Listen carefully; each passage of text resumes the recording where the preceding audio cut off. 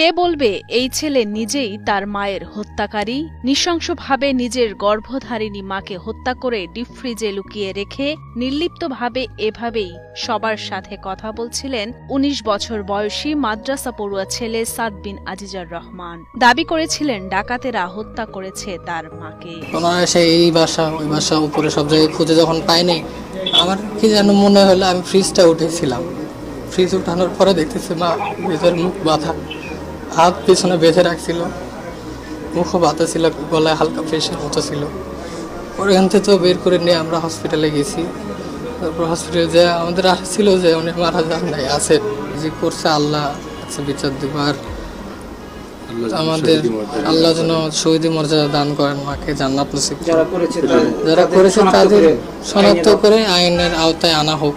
অথচ ঘটনার একদিন যেতেই র্যাবের জিজ্ঞাসাবাদে বেরিয়ে এলো লোমহর্ষক তথ্য।